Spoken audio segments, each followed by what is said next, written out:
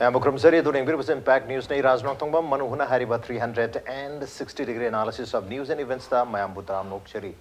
Union home minister Amit Shah ना ngरang मध्य प्रदेश की जबलपुर ता पांगथोक के सिटीजनशिप अमेंडमेंट एक्ट पु सपोर्ट तो हुई है कि मसीबु मियाम खंगनबगी अवेयरनेस की कैंपेन अमदा पोंदोकी वाफम मसी तोंगा वाफम मयाम पोंदोक रेदु मरुइना होजिक लेबा सिदा लेरिबा चरांगनाबो मयाम की मरक्ता नेशनलिज्म अमदी एंटी नेशनलिज्म की डिबेट अमा सानो थ्रोली बिसिगी मरी लेना हाय बता रहे लेबाक की मायोक्ता वांगांग बमी खुदमक से जेल द लेगदबनी है याम स्ट्रांग ओपिनियन अमा लाकपा मरोइना एंटी नेशनल स्लोगन लाउ बमी सिंग से जेल द लेपम तोंग तबरा है मियाम द रीअफर्मेशन सिंग बलौकिवा स्टेटमेंट अमा लेगरे है स्टेटमेंट सी नेशनल की लेरिबा न्यूज़पेपर सिंग अमदी मणिपुरी ओइबा न्यूज़पेपर सिंग द सुमसी लोइ फोंगनरे मरमदुना हारिबा ओपिनियन असि हारिबा स्टेटमेंट याम स्ट्रांग ओइबा ओपिनियन अमा खंगनि हाइबगी क्रिटिक्स दमक लानरी मरमदुना नेशनलिज्म वर्सेस एंटी नेशनलिज्म की debate si matang da kharane nagdam tang si impact news ki studio the next in the live basi joining us tonight on Manung Hutna Manipur Pradesh Congress Committee MPCC ki spokesperson and also General Secretary Biri Boja KS Devbrata ni ham to Devbrata Mukchari welcome to the show appreciate you joining also joining us DM College of Arts ki Department of Pol Science ki Assistant Professor Dr. Arambam Noni Noni Soubam Nongpoknganba welcome to the show appreciate you joining too and also joining us BJP Manipur Pradesh ki Legal Department ke Convenor Soubam Nongpoknganba welcome to the show appreciate you joining too ahan ngarang gi statement duga mamang su tongan ba incidenting across the nation hai batare masida suma makal gi nationalism ki obi am chaw strong opinion lakpa du ngarang siam openly any लेबाक के मायोक्ता स्लोगनियरिंग तौबा नत्रगा फोंगदो वाफम फोंगदो लाक्तारगदी मखोय खुदमक से jail लेफम थोई हैबगी strong statement लाइसि मरमदना स्वाइस हंगबे वाफम से nationalism की वहान तोक्सी करी ओइदोरिबनो कोई गवर्नमेंट पुथोरक पॉलिसी नत्रगा गवर्नमेंट हाइरिबा मरुवेने बीजेपी ना हाइरिबा पामजरिबा वाफम मयाम सिंगसि यादब तारगदी यादब कांगुदु अदुगी मरुक्ता हैतरे अखोय अमदी नखोय अयाबा कांगु यादब नखोय यादव सिंधुबो कोइना एंटी नेशनल हाइदुना दुमक एंटी नेशनलिस्ट नि हाइदुना दुमक ब्रांड तगदुरिब्रा अरगो हारिबा मियोसिंग सिबु हारिबा एक्विजिशन हागदा हारिबा मराल सिगे दमकता जेल थाजन बगी वाफम फावबा लाकदो हाबगी वाफम दुनी करी वाफम थमिनिंगी नेशनलिज्म वर्सेस एंटी नेशनलिज्म की मतंगसी सुमाइना हान हाइगे नेशनलिज्म हाइ बतारगदी मसाना रिबाक अफबा रनी जनरल प्रिंसिपल ने बारसे एंटी नेशनलिज्म हाइ बतारगदी मौसा रिबाक तुगी मायोक्ता आदि नेशनल की मायोक्ता ngang नेशनल की मांगना बतौबा ngang बतना तौबा खोपा लोइमक एक ओमिशन मागी स्टेटमेंट हाइगरा लोइमक मदुगी नेशनल की मायोक्ता मदुना मरम ओइग नेशनल की चेंथनबा मचाव एंटी नेशनल ना खोन सुमाना जनरलिज्म डिफाइन तौसे अदा होजिक हाइरिसिना जनरल कोई लेबाक की एंटी नेशनल लेबाक की हाइरगदी अमु कितंग नेशनलिज्म का कितंग चेत नबो लेगद्रा इंटरप्रिटेशन दो अना चप चाबा नेशनलिज्म की आर्थ से हंदो पदुगी कितंग नाथै इंदरगा आइना थबजरिंग नेशनलिज्म हाइबो हाइसम सिनरगा नेशनलिज्म की मायुक्त ngang बतारगदी मौसाना दुम मागी फत्तबदु ओइरनी जनरल प्रिंसिपल निको अदुगा जी अमित शाह जी ना जबलपुर हाइगी बदुदी मागी statement general statement of principles of law ने हाइना लोगुसु आदि क्रिमिनल खुदिमक मराल की मतुंगिना दंदी फंगदबनी हाइबनेबा अदा दंदी फंगदबनी हाइबो फमसी मसी हाइना क्रिमिनल सी अमुक डिफाइन तौरगा कोइन एनलार्ज तौथोगा ए क्रिमिनल मादी क्रिमिनल ओइबयाय नत्रगा मादी क्रिमिनल ओइदबयाय हाइबदुना सेकेंड स्टेप ओइबयायबा but per se criminal per se moidi they are liable to get punishment adugi chamana parlance when koina sigi nationalism si anyone who does speaks or act against the nation should be jail means should be punished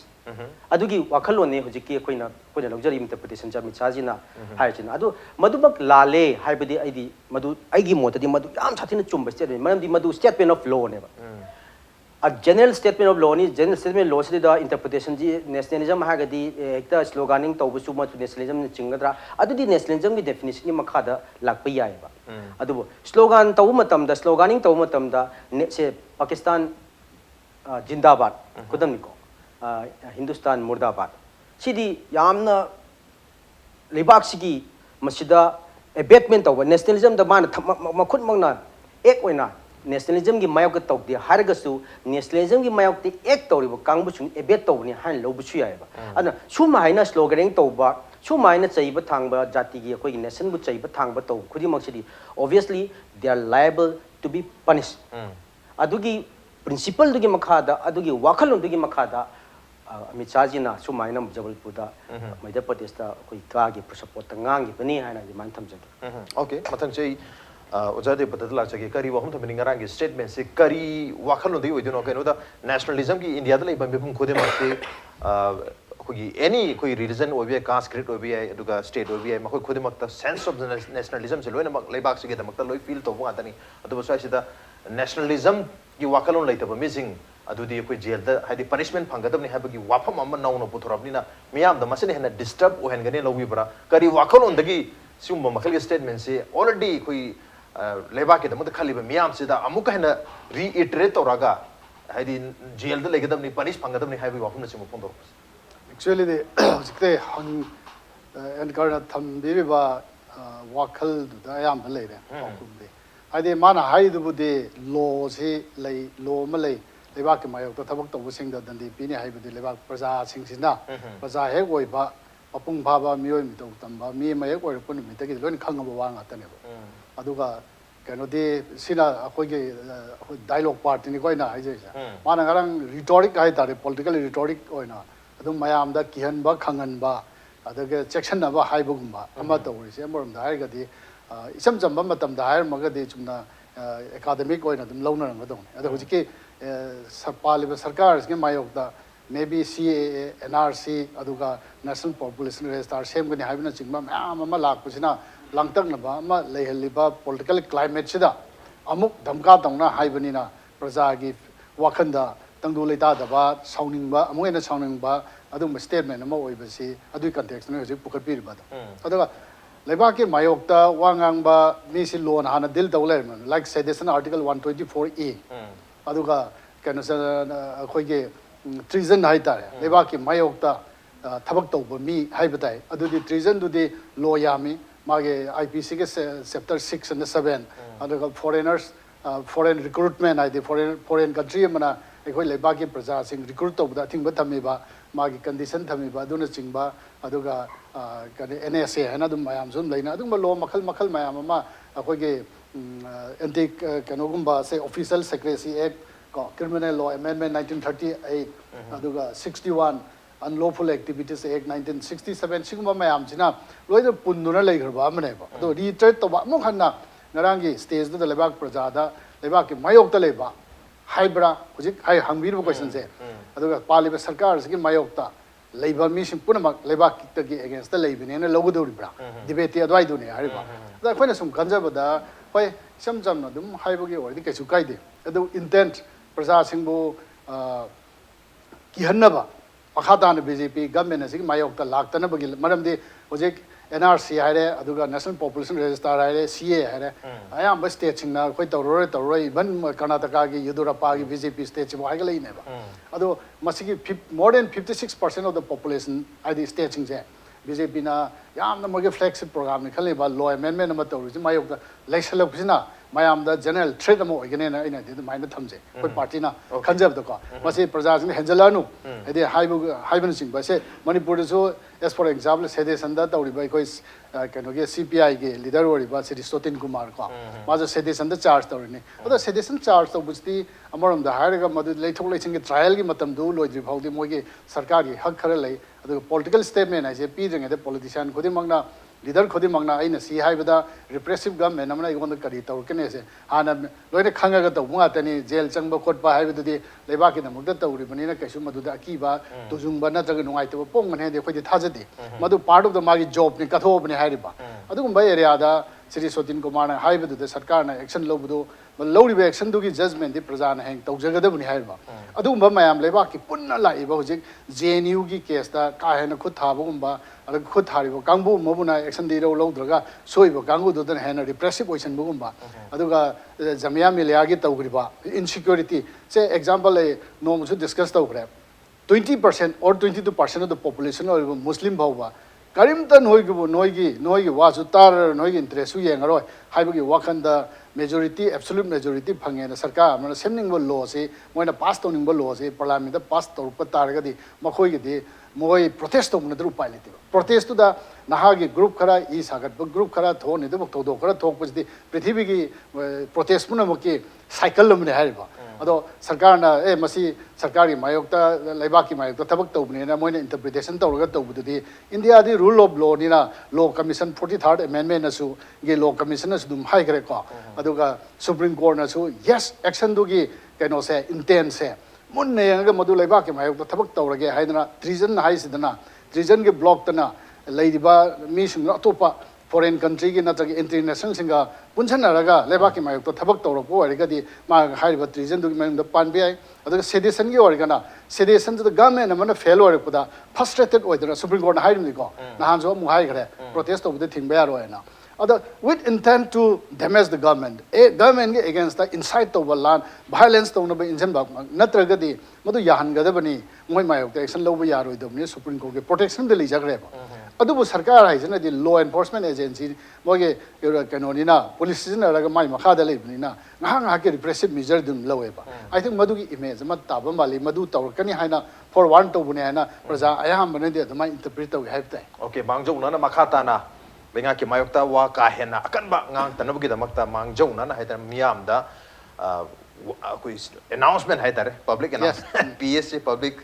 service announcement ki mongda lak thop gi mong ni koi positive na log tar ga di okay to basai sidai oja no ni da lak sera ba koi miam da remind to mathok tabra nationalism ki sense of nationalism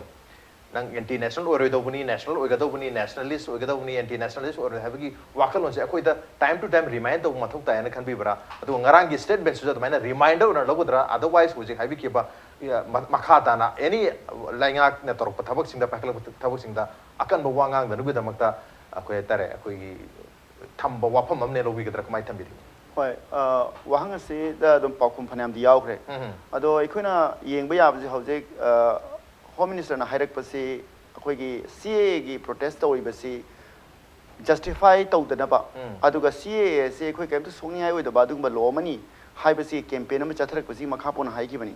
adura kitang naina badi am nungai risna karam ban haida anti national have a lonam sinar pasi se BJP spokesperson hai ba yamna afaba nationalism ami saktam amani hai ba statement of se kai leba ki ma to leiba mi punishment phang bata bani hai basi ki dimension si ki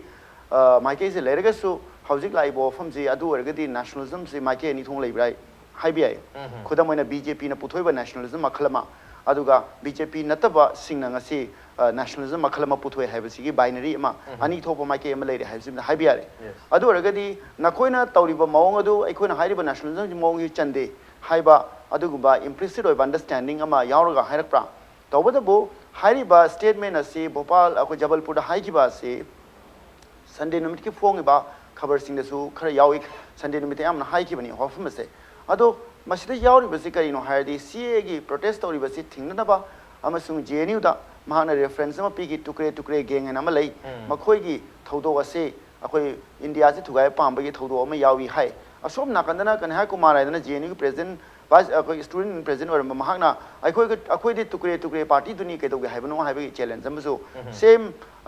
kano sida taunari hojik se adu argadi makoina ai kambada ani sigi marakta yam chawba gap ama leibra haina kali aikoina hairibasi India thugai ge haibana te kanai kuman hai sidi aikoi de shumna te gi aikoi ge government se democratic oiba government pami haibe kholaw lawbani student atrocity tobigano haibani haibe migration arguments pire adu the argument is lost somewhere adu bamba khakti lai akoi hana tukre geng ai to an established all labor poti nate masi akoi gi politics ek tholok bora mani adu ergasu hojik lai wafam masi akoi na hojik slogan to basi dai da ai go sum online di exam tam da azadi chahiye azadi pami lawe ning tam pame ning tam bakadai di pami anti democratic oi bidegi ning tam bakadai di pami ai go fascism degi ning tam bakadai di pami ai go democratic oi da bidegi enam koi slogan sida koi tab phang student ki protest da adu ergadi hojik lai wafam se India da laiba political movement ase akoi gi maike ani da tashina sharply divide tore CA gi maike da laiba kangpu ama CA gi maike da laitaba kangpu ama masigi wafam masini yamna chaw thorak pa sina hojing sai congress spokesperson haibi ki ba state acho ba sing sina CA si makoi gi एम्पिट लेट्रगसु मखोगी power द चंद्रगसु CA जगो implement तौरेना याम चाव centre state की कॉन्फ्लिक्ट पुथोरपसे मजे कॉन्स्टिट्यूशन ददी यूनियन का पार्लियामेंट सेंबर लॉ से स्टेट की लिस्ट याउद्रगदी अदम फॉलो तौगदमनी हाइना म लेजरीमनि हारिबा अदुगी वाफम सिंगी लोइना लांथोगा हौजी अनोबा idea of centre state relationship अमा आइदि थ्रो अप तौरे हाइबसी हाइजनी मरमदी यूनियन पार्लियामेंट पास तो लॉ अमा स्टेट सिंगिना खौदना कोई फॉलो तो बंगमोय हारपसे I think it is inviting a very serious center state conflict in the days to come. Sima. Atopa manangasagi nation haibasi akoi akhang hai sing hairabada mi amana nukti gi phongdoi bo wakhalona se nation adu gi part amani haib adu ari protest ori mai ke di hairi bo wafam sing su nation adu manung chanbam thoktabra haibasi aina khambada hauji ki BJP gi laiba nationalism makhalasina nainabam thokpra ina khali adu argadi BJP na puthoi nationalism asiga asom nakande BJP natta persina puthoi nationalism ani simakta laiba gap asina maram orga India da hauji nationalism gi dimension ani se muknari haina lobe tawbudo CA gi mai ke da ikon haiba yabase India da laiba CA amadu CA pamdaba pamba ani gi makta laiba debate asiga ikon hana de haizaba notice da laiba debate adi se pukhalai se kidan khenari hariba amana article 14 violate tawena puthorapani amana article 14 violate tawrusu tawdrusu ikoi survival question haibani haiba adu orgadi hauji laiba wafam masi CA gi mai ke da protest tawriba si democratic engagement ma tawbana hena democratic oiba solution ma lakani sini aina thajabda khudam oina hairabada hauji Kashmir ki matang da Supreme Court ke judgment already peak re madudi kaidoge na CRPC 144 ki makhada internet thingzen ba haibasi right to free expression and right to free flow of information sigi potsing si kaheli haibana maram orakanda CRPC 144 thamba matamda fundamental rights inge solo gadabani haibagi latest laiba Supreme Court ke judgment na sinatai madri India da hoza state na haiba na koi si tawro gadabani haiba public na tawgani haiba ani sigi matang si laiba judicial debate asisu khara makhai di judgment ani na yam sengna tang tarama thoi amasung train thoi pi ki judgment singdai kun uba phangi madri High Court of Tripura na su pi gre madri government employees sing na political rally im di yauruba natragana participate tawruba natragana makhoi ki opinion face the post to matamda madu kaisu thoidona sarkar ki mayokta natra leba ki mayokta to waching bam thokte madu certain belief phongdok ko phongdok poina logani adana makhoi ki dismiss to bu hanjalan ke dabani haibagi adum order lai aina tenjala pa thamning base housing India da lai base democratic question amadi lai free speech ki lai ba decline asai koi Congress spokesperson na haibi ba UAP da hoji provision am semdok tuna adai pota aina malerami Prevention of Terrorist Activities Act na masisu matamam da hekta koi mi se without warrant without trial the 6 months pha bi ai aduga police custody the piwa confession si la mai testimony oi bi ai na hairak pasi da ya chau India I home la ka da adui hodu adui act to repeal tawgi kakthat ki hariba tawbodo adui section khara di UAP edam hapsal hoba asumna tawduna India da hujil aiba aina sum yengjabadi free speech ki democratic rights ki achoba debate amadi lai debate asi ngara hairi basida respond to risida di kai ngara hairi statement chire thodokna statement adu makta di problem yam laiti ba kari gi no haiba taridi en leba ki mag da wangang ba haiba aina yadi haibni sidi hana de sai tamona habi ba mana lairaga laiba adu context ti kai no da CA gi mag to protest of di amni henjelak pa targa di makoi khudi mai jela lairoi da bai maram kari lai manan di CA na kanam to son ga dob laite kanam to ko na tamna na tawba laite sigi debate sine ba and lastly for this round I think the debate khudamana yam interesting oibam lai sigi debate ji CA da yaning da bangai jela thaga do bani haiba targadi Lok Sabha dam ju Rajya Sabha da CA gi voting to matam da anti CA da vote thada mayam yauki MP da ni ko haije Lok Sabha da su 100% majority phang gibanate it was a special majority of course adai Rajya Sabha da su some 80 MLAs MPs were against the CA proposal adu aragadi haiba democratic voice raised to giba parliament the phangiba honorable MP mayam da su aikoina haiba CA gi mag to protest we na mako anti national oi haina haiba di parliamentary entire democracy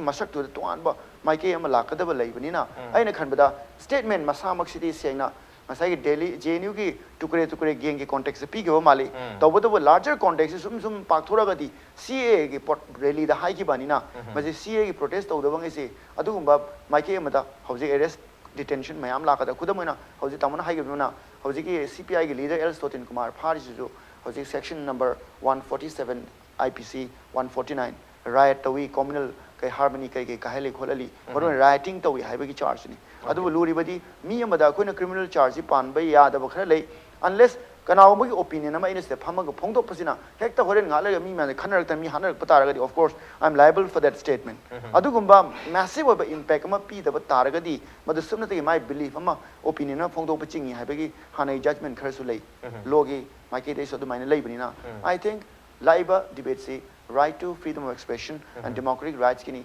masi intolerant oi bo tolerant oi bani leba ki khana ga da male okay tolerant oi bani hena leba ki kana ga da male habi ohne du matang sai stil laibu ohum si binary heter binary su nationalism gi kanglup amana su sisu nationalism ne haiba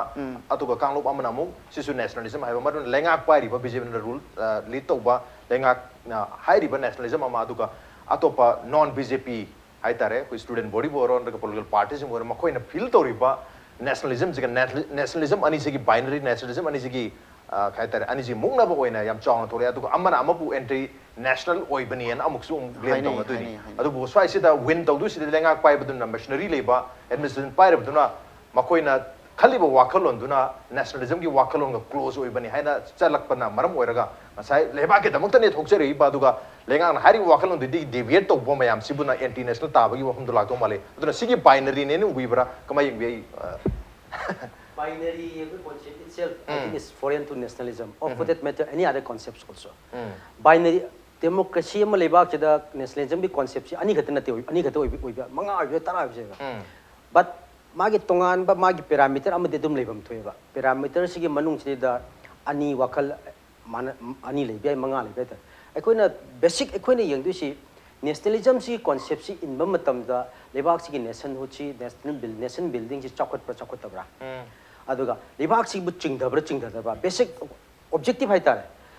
kayumba ina thaba ma taw matam nation gi favor taw matam da natraga nation gi against taw matam da hari ba tawba ek oiro omission or statement or anything masi sinch da akoini yeng do che basic objective nationalism gi basic objective si kari no hayang ganda hari ba khoi gi nation si mang pokat pra natraga tung di chingdabra asigi test katane there is only test to see whether the concept is nationalism or not so the binary concept matraga trinary concept ki one not ani le be ahum le be aina mod manam democracy ni mod khina bagi matungin aina tawba thabak che sigi area khakchi tawgadi ai le ba ki chakut kani hai ba chu bi amana ai gi si rasil tawdi le ba ki chakut kani so animak nationalism gi favor thabak tawre ahum suba ma su aina sumain tawgadi le ba ki chakut kani haina adumaina dum le bi ba aduna nationalism le ba pu chawu chakol ba le ba ki ababu era ba that is in favor of nationalism not necessarily this concept should be have a dual or trial adu natte wajile akoina jain chena adu gi binary concept oina logera trinary concept oina logera even centenary concept oina logera thousands oina logera ko adu gi tawri ba thabak tuna karigumba lebak si chawkhat an ba taraba lebak si gi abhabu puraba adu iba taragadi that itself is an act is a statement in favor of nationalism adu karigumba no let finish to speech ki matang da lagta lag wa mangang khalas okay uza makata lag have debate to let me finish adigi mukche madugi lebak mana ngang misna maram moidana karigumba batang da lebak tugi phattana bu oiragadi I think that should amount to anti-nationalism. Adugi concept khaki wane bo jai je. Adna hojik hari ba anti-national over samna habada akoi amichaj na hari sidi anti-national over anti-national gi thabak tawba anti-national gi wangang ba anti-national favor da ngang ba makoi sing adu dandi pigini hai bane ba mastai da aikoi gi hojiki ka gi context ta koi ka support tawbugi really gi context ta ngang hai dana ka khakta confine tawbugi wan natte ba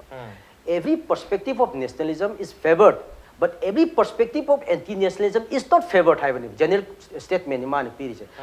Tawu tawu man di koi na pusalai ba pona man card koi BJP koi na su kano campaign na malay ko in support of ka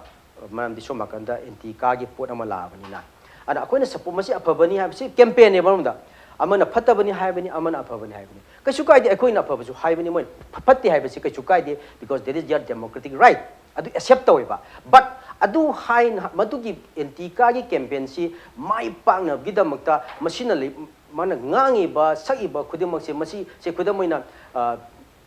masigi lam anti-ka ji pusalabrina Pakistan is favored I favor Pakistan I am against Hindustan atraga I am against Hindus that I am against the people of India ka hargadi that certainly amounts to anti-nationalism adum mi sing du bune koina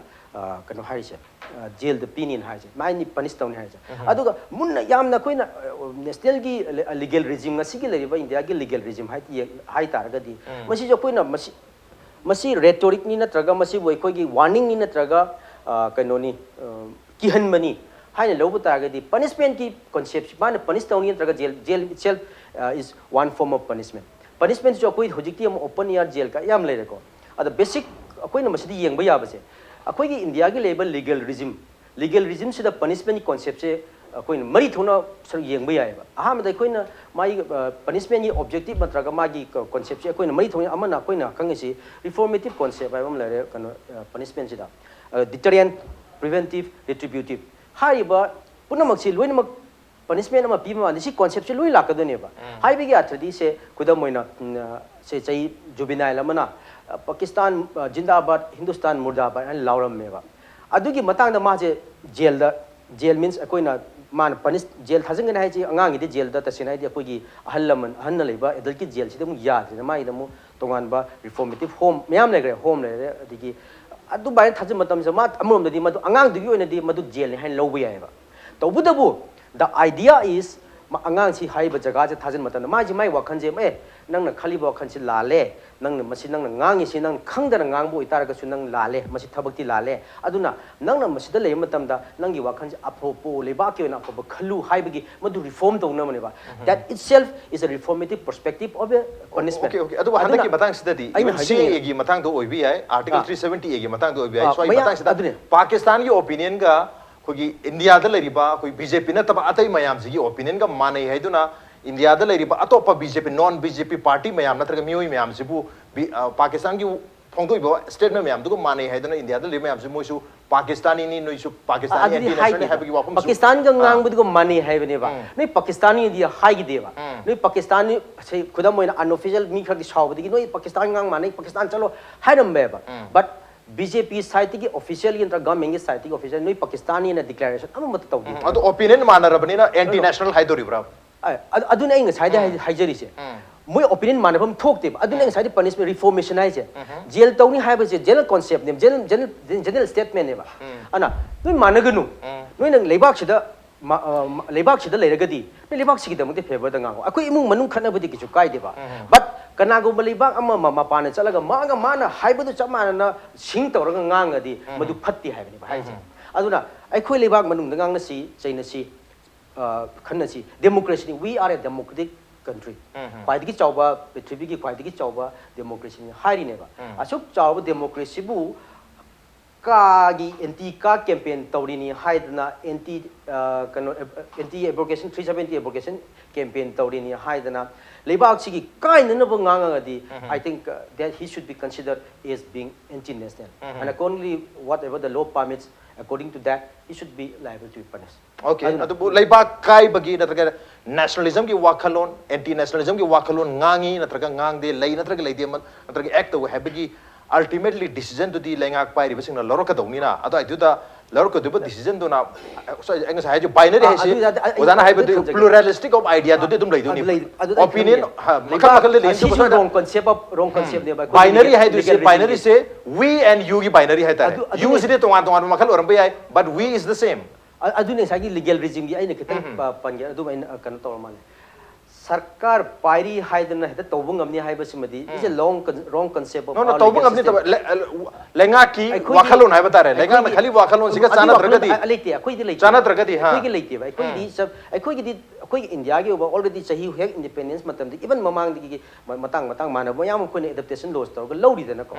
अदु बाइना कोइ न लो मयाम सु British न पालिगे दे लेम लो मयाम सु लौरे एट द सेम टाइम लो नो मयाम सेम अखोइ लीगल रिजिम मा नेशनल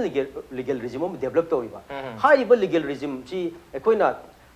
से अहुम नि लेरि से एग्जीक्यूटिव जुडिशियरी पार्लियामेंट्री हारिबा जुडिशियरी ने लोइनमक चुमी लाली संविधान बिगी हक फंगी फंगदे लो से चुमनियम चुमना संविधान की मतुन एनफोर्स तवी तक दिया से ultimate decision is to be made by the judiciary only सरकार पाई नत्रगा पाई दी हाइबगी दुदी तोंगान बा मनेबा नत्रगा दी सरकार पाई बिना लोइनमक तौबदा दी मधु certainly that will amount to fascism अदुनेबा अदुबु मधु बीजेपी ने सु तौद्री adu except koi Indian history da Congress na emergency chalai giba matam du natana that itself is a dark period of our Indian democracy madu natana atopa mata da emergency thadu ga atu Congress chu aigi motadi tawtri haina low bia generally adu ga BJP na chu BJP ni lengak pai chu andagi second term ni mang da tal very vice pai gi matam pai re adu gi matam punamak chidi da democracy Indian democracy is one of the strongest democracy beside being the largest democracy adugi chagi la iba paring du chumna lakpani na aduna aina hajiningi na sarkar paibani na moina tawni natraga warning pining matam pini punishment tawni haibasidi aikhogi laiba system sibu mapung phana khangdabagi udam amani okay adubu karigedamakta nationalism amadi anti nationalism ki debate si BJP ke regime sida live no nauna yam kanna masida concentrated oiba mong da yam debate tomnari heated argument laisi karino haibagi leba pung bada left and right haib tare leba pung bada masigi across the nation masi laisi kaino haibi wang dum da dumak leri marabdana ado aidu dani nationalism ki wahan thoksi kanana piribge karamba parameters da piribge aduga makoina khaliba wakalon khena bataragadi amaduna internationalist oidor brahmadra nationalist oibra ki chaman no amade dumak leri on the no brem talujage breakdown thonjar ki impact news pim tanroli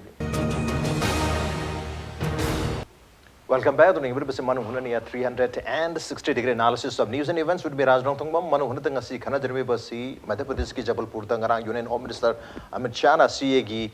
matang da awareness pipa campaign am da phongdo ki ba wapam maru oina anti nationalist oiba anti national oiba slogan tawba mu sing se jelda habidi punishment pigani haibagi wapam mo phongdo ki basiga mari lena na nationalism amadi anti nationalism gi koi debate am chaw na thorok le basiga matang da khana jarmani matang gi question se yuzadi badadla chagi janga sai Pakistan ki the language of Pakistan natraga language of Imran Khan Pakistan ki Prime Minister Imran Khan haire wapam natraga Pakistan da ngangna ripa wapam siga maru na Congress ta India ki Congress ta lai ripa koi political leaders in ngangai wapam siga manare maramaduna makoi se amatani haibagi wapam matto intoina koi BJP ki make degi adum national koi leaders in adum pongdo wapam lai ada durkari wapam thabiningi asai ki nationalism si India ki meyam ngana ri wapam si dagi haidi maruina koi BJP na pambis dagi dissent oi bhai rakhena ba wapam kara Congress na ngangi ba du Congress na ngangi bese again fortunately unfortunately Pakistan gi language ka ung manarabni na ada idu the what Pakistan want and what Congress wants ani sida iken khenadre maramaduna Congress na ngangi ba mayam si directly anti national oi ba wapam ne haidraga su adolum da indicate to wi mamita ada kari yes. India के politics today Pakistan से कोई के permanent enemy के type तो थम्मे partition के मतुंग दा दे अदुम हाना दे undivided India और इंगे दे अमो इजर का सो Pakistan से India के permanent यक नबा अदुदा अदुम कनो के politics के narrative में हमसे दे सागर पाहे दारे ना even war train ताउतार का सो कनो दे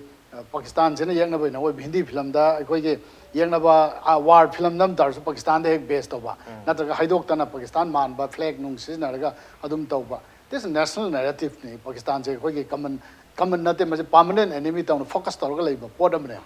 अदै दा अदुम ड्रामाटाइज तोबगी वानिदा अदो हाइबदि नुंगाइबा पाकिस्तान जो लेबाक तो दि हुजिते इकोनॉमिकली कनो द कोलैप्स तारम ने इंडिया दा रिटलाइट तोबगी मोंग दु लेतबा 20 इयर्स की प्रवेश मुशरफ कोई मतम दा तोबदना अमनेबा अदुदि इकोनॉमी से अदुम मोय हाइफेट मानाना मोजु लेरमेबा अदुम गवर्नमेंट मिसमैनेज तौरमनिना मोयना करप्शन के चांगसे वांगबनिना डेमोक्रेसी सु मपुंग फाना चतबनिना आर्मी ना रूल तौनी रेस्पोंसिबल गवर्नमेंट मी रे लेतब दोंग तोबा स्टेबल गवर्नमेंट अमने रेस्पोंसिबल गवर्नमेंट अमने अदुना अदुबुदि बीजेपी ना सु एनीबडी ना वर्गस पाकिस्तान दा नेगेटिव हम साल यंगनबो दंग सारगा लाइक कनोगे इलेक्शन ममांग दा दुम वाथो अमा तौरगा दुना वोट कान बे मचा मदुम मोय स्विंग दौरी दोनेबा कांग्रेस के सु मसागे असोइबा दुम लेबा मतमने अदुबो हुजिक लाइबसिदि हुजिक बाइनरी कनोमा आइडिया ऑफ इंडिया अमा लाब्रा हाइबनेबा that's a very good debate हाइदोक्त्रसु अदुनेबा मरमदि हिंदू राष्ट्र के से लागतारदि हानगे आइडिया ऑफ इंडिया से चेंज तौताने आइडिया ऑफ इंडिया हाइबदि कॉन्स्टिट्यूशन प्रेम्बल द यावरिबा मखा ताबल लो दना तो प्रेम्बल से इंडिस्ट्रक्टेबल नेबा मादि थुगाइ सुंगा यादे प्रेम्बल सोक सुंगा यादे मधु सुप्रीम कोर्ट के करी कॉन्स्टिट्यूशन के सेमदोक यादे मैम लैरेबा मरगमा प्रेम्बल सेमदोक याब्रा इन मसी कांग्रेस गवर्नमेंट इंदिरा गांधी मतंदो ओरमनी अमा ट्राई तौरब दुम यादन तो इदन सुप्रीम कोर्ट के वर्डिक अदुम लैरि दोनेबा अनो देयरफॉर हौजिकते बाइनरी थ्योरी दनते बाइनरी हानगे आइडिया ऑफ इंडिया से लोइन थुगाइरगा idea of India as conceived by the BJP Hindu Rashtra की पोटम लाइब से masing element masing hapsan bon of the CAAC madugi ahaba foundation ba marandi the perception and the concept of citizen amagi praja amagi masak amasung magi artha do magi wahan tho do hongan bata gragadi hongmanga mangar ka India dum all the binary is the dum thoeba adubu mayam sina hojek akhoi ge secularist mayam aduga akhoi ge democrat mayam sina chungjanaraga even aina sa hajer the Karnataka bhova magi own government or the party government or the about the akhoi ge NRC akhoi general CA implement or haven singwa mayam ma tawri sineba adu haidba mayam se generate tawri besida BJP si makhatana mathang sokthare basi thinga haragadi mo hisugi step se handok bunatre du pai lite handok du repeal to the party some collapse to gudu adon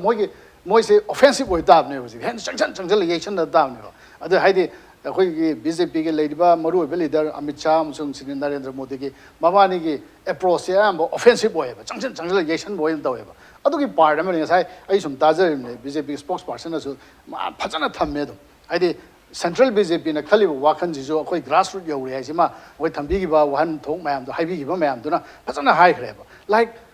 judgment kadosi political party amana run tori ba sarkar ma phatta dugi matungina madu decision logadamne phatta magi leba ke wakhan khalli khande hai basi magi leba ke chakholak ta bra adui matungina lep kadabni hai se is very true I subscribe to magi da sigi theory is depend of the BJP din hana to pham thok tro economic collapse story ekhoi employment game to late lebak si mismanage story even influence of the pressure of the government reached to the Supreme Court si praja ki claim ni ko ajo deha ki verdict ta adum binary se ne where ekhoi kanam ta ki favor le bana te ba ekhoi the rule of law to the favor ta ko citizen hai beste aduna the idea of India se hojik change to machet change to pochi ni bune mayam thing na bhone re aduna ni even BJP puna mak loi phate hai aponte moi marak to secularist mayam le ne democrat mayam le ne Hindu rashtra ki concept se hida koi pun gi bana te be India there is the constitution India ki idea do Bharat ke samvidhan da yaur ba the idea of India do da koi India da chang bane ba praja sing le ri se adu dissent opinion thok ta di reflective machet khari de le ni na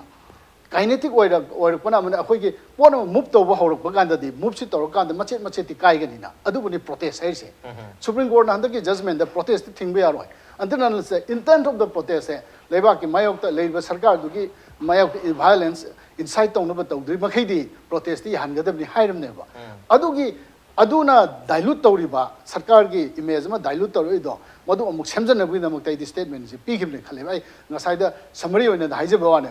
adu gi Supreme Court gi judgment sina government se aran ba ma to u bhan ba do madu leiba ki mayok ta thabak to ba mi sing hai ba narrative am butho ya da yei ra ga mu enforce to ne low ya ba aduna binary is the ana Hindu rashtra report lagta di Hindu rashtra ki binary se create to buda somewhere Congress and other parties opposition da leba party mayam sina BJP की ruling government है तेरे में सिर्फ destabilize तौनो होना बता सुबह मखल की idea आमा binary idea आमा create तौर पर चीज़ no अदु मक्ति रहते कोई ना idea of India तो दी constitution यार इतना वन है अनी सुबह से ना अनी सुबह करेल हम तो लाई से ना हिंदू राष्ट्र की OBI को हिंदू तो आगे OBI but the idea of India as conceived by the BJP सरकार से ना खंजरी बाब idea of India से मसी थबक तो थोड़ा बुद्ध दी लेबा की constitution yaur ba koi ki preamble da yaur ba idea of India do khena na la ya bo se adu ne mayam na concern ori se not only Supreme Court law commission su concern ore koi 43rd law commission ki report lai ri bani adu da dum concern ore ne 2018 ki law commission da su dum concern ore ne hoji ki kaino sedition se masi yam na selectively madu ki makha da taw daga di madu la na season ga di freedom of speech se mar article 14 se solakani law commission de palle ne ka 43rd law commission sida 2018 ke law commission da subsequently Supreme Court no moyan hana logi be decision do reiterate tor kadum madu mo na reinforce tor ga protest peaceful protest non violent ba non inciting ba kano de protest yahan gadam ni thing be madu to we are in high Tripura high court na so adum ba magi residuary my power decision ga dum kano protest sarkari karmchari yaw be haibs dum high ribs ne ba adum mayam si yeng ore the binary theory is very much established binary is the current component and Arambam parallel is in the idea of India in the constitution enshrined in the constitution one The idea of India as BJP wants to install Okay. amendment tawraga CA is a valid example. Is the black and white. Mogi PDB mandate to praja ki sakhana baleba ki sakhana ba to mahota. The idea of their idea of India the enforcement of honor have never may have say. But akoi protect madu mayok tele base as a political party and the politician may have mathauna. Okay. I was not just like Sigi binary Hagadra, idea of India, another nationalism, you walk alone, see, and never levaki, wakan kanba, Nungshizaba, Magi interest, the loina support of Wadu Makalgi, me, Miam, Hagatare, Sigi mind says, create on one of Matamda, Maruina, Huzikla, you say, nationalist or anti nationalist ki debate, or in Yangadu Brantragamasi, left versus right ki debate, or in Yangu national or anti national Wapam says. Rashi and Pazava Mayauri, left and right and the center. Political force, Ahumni, a quite lace, Yam Dravada. Maruana India political landscape, Siki and Ganda. Akogi, Hauziki, when the center and the left, I say, Kitang, my KM, the Chatmine, Karigino had the NTCA, my stand money. Assume later consider binary Wafam Zikara de Lapono, Haragadi and Saki, Maki Anita Gimbe, Amana secular India. Moderate liberal India ge mangama mangiba Congress party haibatare aduga masimang nasu 1976 da chahi kuntaruki matungda word secular ji India constitution da kon hapakhiben adu moina mak ayakna lakchening base secular haiba concept asida tongaga Congress na critic am CA da piri asomdana BJP na secular haiba wafam dira koi kaimta kahin blaite kaino da CA na Muslim the citizenship piru have the yauti pandisini argument piece can they kanagumba Muslim haiba makoin palaga discriminate tauti reasonable classification senior tawani highway argument amaji putore adu ragadi hauzik lai wafum si binary bo haigara adi trilogy bo haigara mayam haibe akre hairiba conflict situation asida khenaba opinion asida hauji hauji the center and the left asi puna chaminai adu right city tongana dum lady adu ragadi akoi north east kadaida ai wakhaladi center amasung left ani apun basiga right ki leriba khenaba debate ansi da north east figure tawti okay north east ki debate tongana dum lehore adu ragadi huji go to Pakistan if you are with Imran Khan hairsi akoi north east apply tawti it is a very mainstream debate simadi khanghaning e koi simadi khanghaning haizabadi lariba north east ki mi sin ngasi fawbada dugumba community ki politics ta CA the criticum to piru dev moina p was makoi demography minority webness ki straight makoi field Hindu oigra Christian oigra Muslim oigra moina dominate to gitar ga akoi indigenous population ma gi neba ki budune khoi howji idea of international ki debate the notice ki si matang de yaw de khale CA phanayam criticize tawrasu akoi debate ki dang tongale maybe adu khangba gi su oi bi ai akoi gi inner line permit kuma Manipur extend tawrais adu bu luri ba wafam de karino haiba ganda BJP spokesperson yam intention phanadi thambi thamba taraga su 2018 the UAPA gi arrest si Manipur da kwai yam laye na uji report la isni 65% of arrests under UAPA was in Manipur adu di Manipur something is happening hypes ne asom na kai dore akoi gi reporter group le reporters without borders and a group am lay 2018 ni makoi report am India gi reporters sing free speech asi makoi na people rating matuina 138 rank lay makoi authorized oram da bai adubo some reporter khare na punjalaga moin indicator ka semaga India gi free speech ranking si pi bane ba 2018 gi reporter India is 138 rank ti yaw asumna tawduna human rights record cho and the latest phone gi bada UN gi da su India je 31st adwai da laiba mal asumna tawduna kai doge ha kanda larger human rights ki larger free speech ki asumba wafam amala ai haibsi ai khamda BJP spokesperson na ya bi ga do mali facts are saying it adu ragadi hojik lai wafam se sarkar amal lai raga dissent ngai yam phajo voice koi tamona pan dissenting ne ma pan bi ko akoi BJP spokesperson ne dissent level ka shukai di haibirim ne dissent level ka shukai di haibasi gi chamana ba statement se Supreme Court amasung High Court na su dissenting bu namthana ba mari lena bada CRP 144 sinarga ne thingjan basi fundamental rights solely in high grade hota hojiki Tripura wathok je su mi gi Facebook da post to basina kanao party maming pala chai ba targa su hojiki nupa se government office am da clerk wai lai bane ma as retired to da thamani da ngai re hai ma dismiss to thoba ado mana BJP pala face ude chai ru hai ado laibo wafam di high court ki judgment sida mana BJP pala ga chai ba tar ga suma icham jam opinion phongdok pani maduna BJP party the allegation ama toba nate haina amu judgment sida lai haisen ni wafam di court na piri ba judgment sida lai ba interest kana gi no de public in so that public feel more secure ado government na maji khangan ke dabani hai ba sina mo public ki matam kun khola adu moi lai bane masai pandi ki byam phajawam pandi 1975 ki matam sida 18 months अखोई की इंदिरा गांधी की मतम दा emergency थंबकांदा political prisoner याम थोएबा छात्र मयाम सी Lalu Prasad Yadav खंगदे George Fernandes खंगदे सी मयाम दा फावगल खी बंगा तने हाइजबदी मसी की मोमेंट असे मतम अमद सु लेरमे अदे आ ब्रिटिश पालिंग दा रौलाट ए गाइना 1919 दा पास तो रुबदे के दौर गेंदा फ्री स्पीच यारो इमरजेंसी सिचुएशन लेनी सेडिशन पांजंगनी हेग रैली चपदा हाई बदुंबा सिचुएशन ले मियान प्रोटेस्ट दम तो हाइजबदी डेमोक्रेटिक कल्चर अम सागत पा हाइजरी प्रोटेस्ट हाइबजे तुम सागो न लाए अदो प्रोटेस्ट हाइबदी अकोना पब्लिक प्रॉपर्टी हैम्पर तोरब लोन याती प्रोटेस्ट हाइबजे अकोना मी हाईवे ब्लॉक तोरब याती अदो डेमोक्रेटिक मीन्स द प्रोटेस्ट तोबदी मी समना ताइवान द पुलिस का पब्लिक का फुना बजे कोई हुई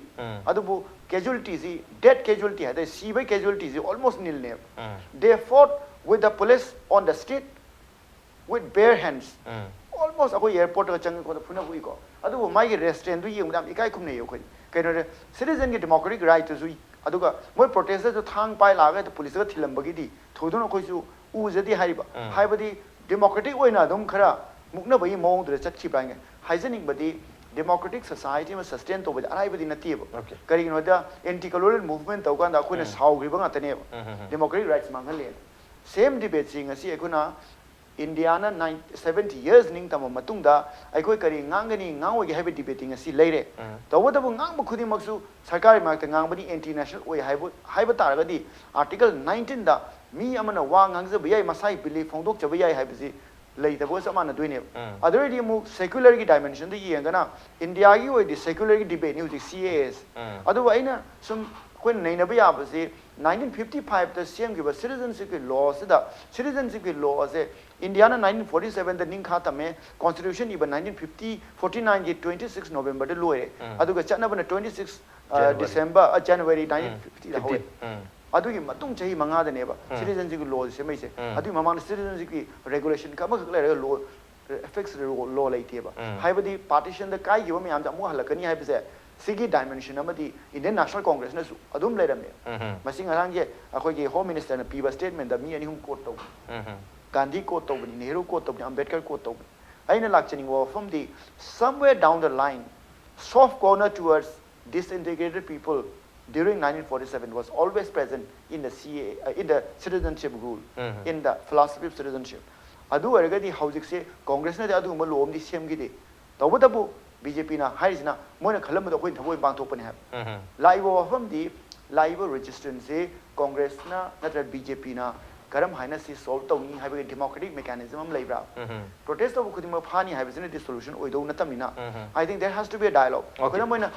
lastly project Mamata Banerjee na prime minister unai tamonatra kari gino it's a very democratic gesture amne sigi si repeal to ba yabra withdraw to ba yabra haina hang ba wane adna sigi democratic culture se ma context ama lei aina kanna aikoina sigi notice ki maike de phamaga debate tawba nina hauji ge laiba national and international se Manipur haiba lamsida home ministry ki report ki matuna 2011 da notice India sida 7580 underground outfits lei haine kari dam da unlawful organization hai no the international activity to haine but akoina hoji wari chane se am parega naharol waraga underground waraga no bai kam na bai mi du wari nateba we are very much talking only about common citizens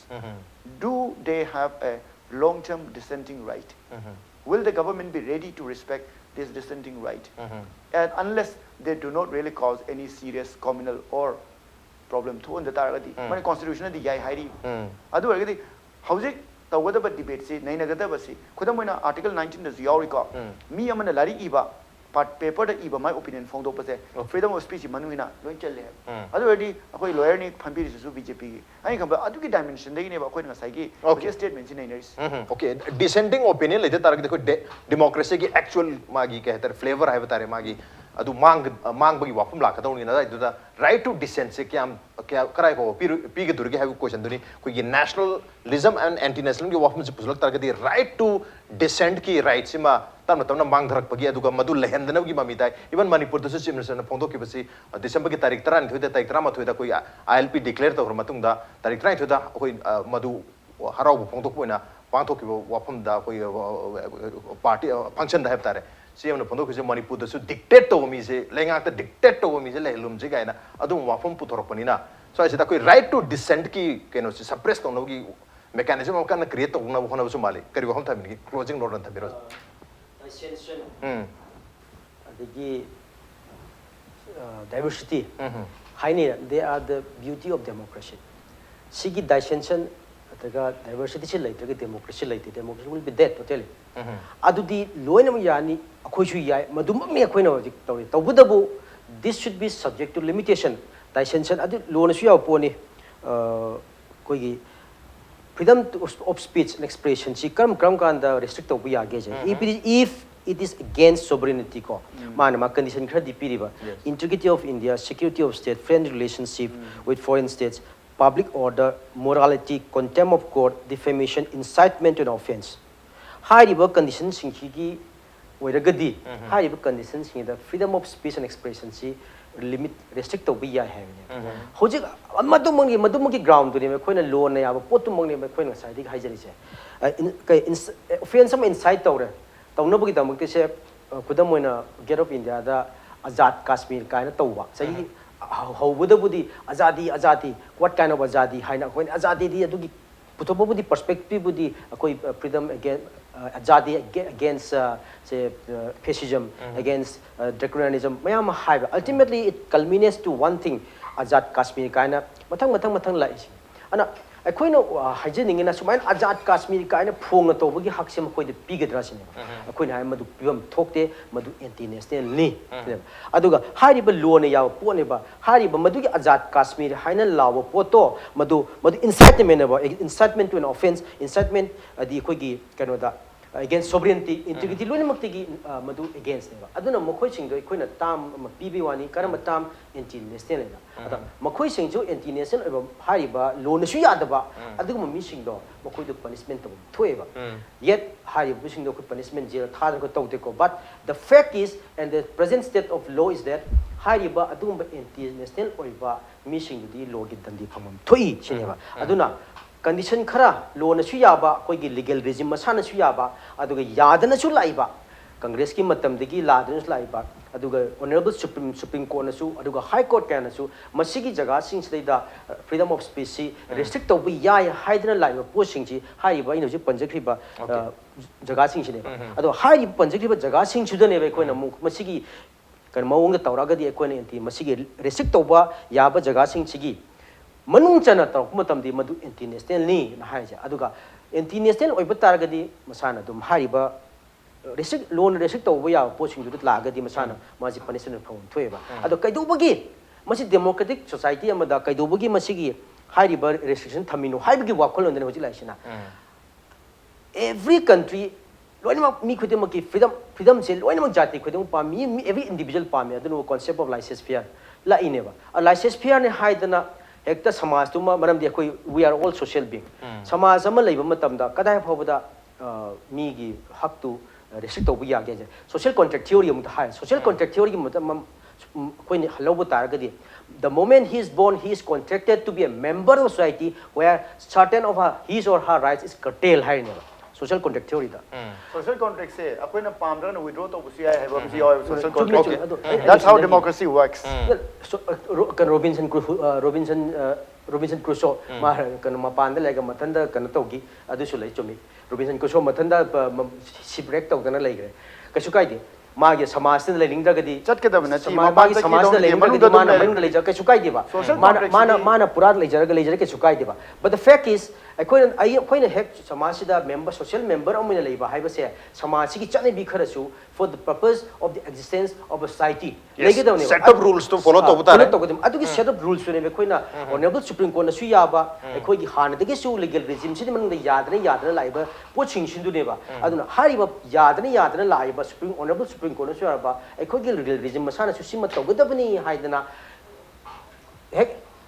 ꯊꯥꯏꯅꯗꯒꯤ ꯍꯧꯅ ꯂꯥꯛꯑꯕ ꯑꯗꯨꯒꯨꯝꯕ set of ꯄ꯭ꯔꯤꯟꯁꯤꯄꯜꯗꯣ ꯃꯗꯨ ꯉꯥꯛꯅꯅꯕ ꯍꯣꯠꯅꯕ ꯍꯥꯏꯕꯁꯦ government ꯑꯃꯒꯤ ꯃꯊꯧꯅꯦꯕ ꯂꯣꯗꯨꯃ ꯉꯥꯛꯅꯕ ꯍꯣꯠꯅꯕꯁꯦ ꯑꯗꯨꯒꯤ ꯉꯥꯛꯅꯕ ꯍꯣꯠꯅꯕꯒꯤ ꯁ꯭ꯇꯦꯠꯃꯦꯟꯗꯨꯅꯦꯕ ꯃꯨꯛꯁꯥꯁꯤꯅ ꯄꯤꯈ꯭ꯔꯤꯁꯦ ꯑꯦꯟꯇꯤ ꯅꯦꯁꯅꯦꯜꯁꯤꯡꯗꯨ ꯃꯣꯏ ꯗꯟꯗꯤ ꯊꯣꯛꯏ ꯍꯥꯏꯕꯁꯤꯅꯤ ओके लेंगा अकोगी लेबाकी लेजरीबा सेट ऑफ रूल्स है तारे मधु मिपुं खुदुंग नंगा चकदम मधुगी मायोक्ता लेबाकी मायोक्ता ngang patarga di madu anti nationalist ni oibani na makoibu punishment phangani haibagi wafam duni idea budi yamna phajai adubu swai sida atopo wafam amana lenga ki mayokta lebaki mayokta to lenga ki mayokta ngang po wafam mayam criticism hai tare dissent mayam lakon to hari but dissent mayam natraga criticism mayam dusu karam point of reference tagi madu relate tawraga mahakku karam matamda national ni natraga anti national ni hairoi debna habagi wang su leibani na dissent phongdrok matamda criticism lakku matamda criticism lahanandana bagi natraga ngasai dissenting point of view se laktana bagi lahandana bagi polam ama yat bagi mamidi ngasai gi nationalism anti nationalism gi dichotomy ama form tarpasana da ido da yam chawna akoi kai tare pallama khagal bagi mamidi tari but wapum singa du badi koi leba ki mayokta yam chawna singna ngang ba targa di madudi mipum khudum so understand tor ba democracy da lebim khudum understand tor na wapum am kangni madu anti national soidan oigani haidana adubu so asida magi freedom of expression haiba tare right to dissent tum phangan biu habi hom doni matum de punoi lego one line da thambiru hojike Amit Shah statement cha koi party ne is very unbecoming of a leader like Mr. Amit Shah baram de scooter ram je phane na law hidra koi chief minister yes because sai debate mayam changjeli bisna mayam punamu ubire leba ki mayok ta thabak tawbisdi aina dum makhana masana tani punishment pije khradamni adugi due process of law che mase undermine tawri bra or that law is not working now okay law enforcing agencies work tawdor bra natraga okay law enforcing agency le mayam se work tawdor da kari gam remind tawrei bana rule of law se implement tawngam da bra adar ma masana sigum ba leba ki mayok ta thabak tawbising je dandi pigadamni haib man haibe ya bra okay it is the duty of the court but mana law lay have the ai mana ada punish taw gudam ne man haya de because law is the due process procedure you need established by evidence law you need trial prosecution everything adu mayam education loina khange ma Home Minister mana prajada dhamka dawse this is unbecoming of the Home Minister of the country fair of the enough democratic country like India it is very unfortunate just one second reply am jego so adugi interpretation e sumaina dhamka tawi hain leuba congress ki interpretation ma si je sumba propaganda tawgumsi haiba maramdi let's work together for the good of the society for the good of the nation it's the duty of the law Amit Shah jina haire poni Home Minister mana haigado na te aranba interpretation okay fair enough Home Minister should not spell out the law okay I am running out of time matam pung hen matam lo gre ozanoni ku thang pir lai wa nan tam अखोई क्या कनाउ mummy में punishment P बाहाई वैसे political leader में P भी आते हैं procedure establish by law ना हान कनी आइन न समय ना हाय है ना